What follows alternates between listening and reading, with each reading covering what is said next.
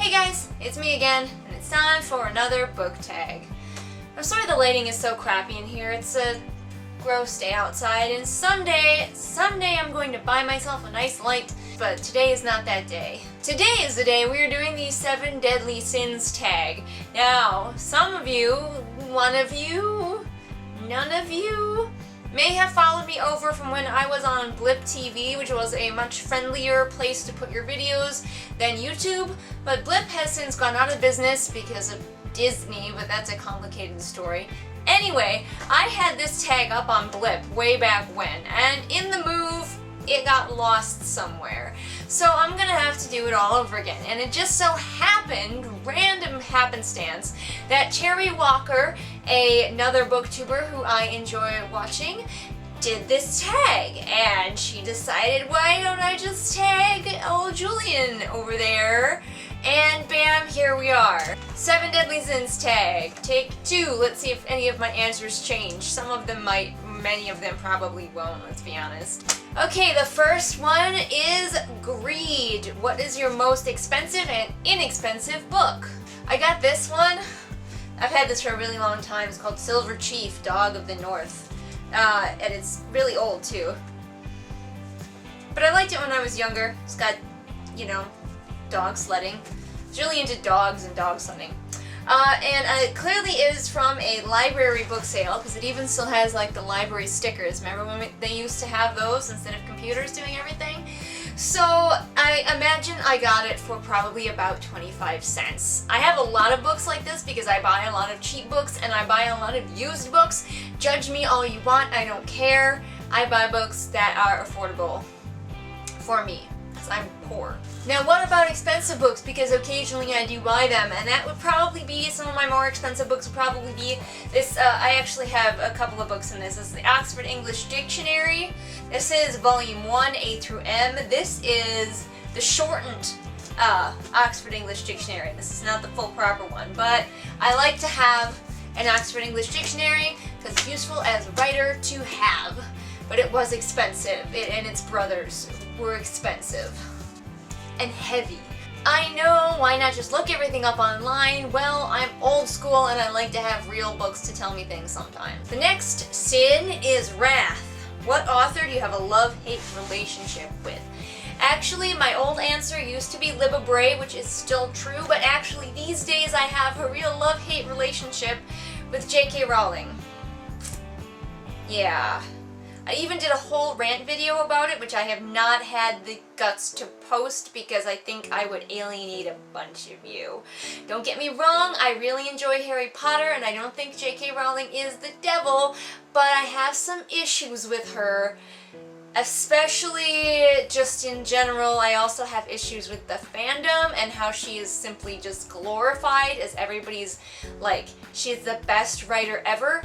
And she's not, and it annoys me, but that is a different story. J.K. Rowling for wrath. The next sin is gluttony. A book you devour over and over again with no shame. I have read The Hunger Games, the first one, numerous times, but I think the one that I probably reread the most is The Hobbit. I love The Hobbit. I love it. It's just my comfort book. It's always there for me. Now, I haven't been rereading books as much as I used to. I used to be a really big rereader, but these days, since I'm doing book reviews and such, I'm really looking for more books that I haven't read. But The Hobbit is always a classic that I still go back to, no shame. Sloth, a book you neglected to read because you are lazy. Oh, so many books, but let's just look at my shelf and see what I have. Now, normally I don't own books unless I love them or unless they are gifts, but there are some that I did buy that I have not gotten around to. Let's find out. Here's one. It's called The Order of Odd Fish, which was a cover buy. It's really rare for me to buy something because of the cover, but this was a cover buy. And I have not read it, and I forget that it's there, and it's just laziness, really. I'm sure it's a fine book. I don't know if I'll ever get to it. I'm sorry. I'm so sorry, but you're very interesting looking. I like your cover. There's a lot going on, and I like that. The next sin is pride. A book you talk about to sound intellectual.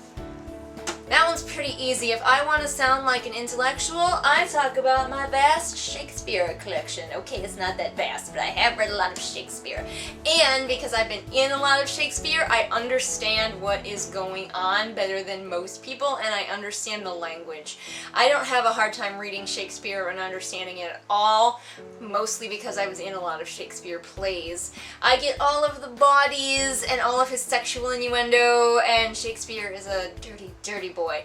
Anyway, if I want to sound smart, I can always trot out Shakespeare and talk about that. Lust, qualities you find attractive in male/female characters. I don't know if this means like sexually attractive or just character stuff that you like. I'm just gonna go with character stuff that I like. Personally, in a female character, I like to see self-determination, worldliness. She's seen some shit. She's not like this super innocent girl who has no idea what love is or what sex is like. I like a woman who is a woman. Or if she's a younger girl, somebody who's not so innocent, who has maybe kissed a boy before in her life, something like that.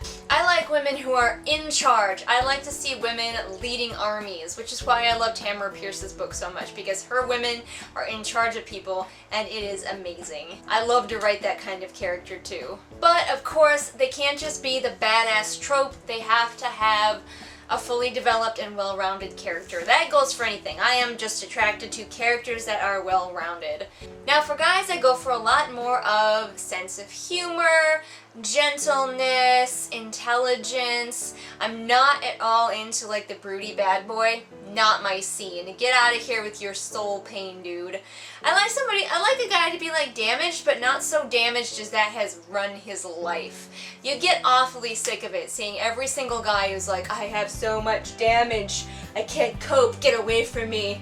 And then heal me with your love. No thank you. I like a guy who is able to cope. A guy who is funny, a guy who is a badass, and a guy who is also can be very gentle and kind and takes care of people. And the last sin is envy. What book would you want as a gift? Any of them? Books, just give me books. As you guys know, I am trying not very hard to collect all of the Redwall books in hardcover, and that is going very slowly because I'm poor and I end up getting used copies most of the time, and I would like new copies, but they're expensive and I can't bring myself to justify such a purchase. So if anybody wanted to send any of them my way, that's cool. I do have some of them already, but not all of them by far. I'm not even picky about like specific covers. I just want them all in hardback. I know, I'm weird. Also, you know what? I don't own all of the Harry Potter books, so if somebody wanted to gift me like a boxed set, that would be awesome too. So that was my 7 deadly sins tag. I usually don't tag people because they don't usually respond, so I tag all of you. And that way, if you don't do it, I won't be disappointed, and if you do it, I'll be happy. It's the best of both worlds. Thanks as always, you guys, for watching. Like, share, subscribe. Remember the share. Share it with your friends, hit that share button, and keep your eyes open for more videos when I see you next time with whatever I happen to be doing next time. Bye!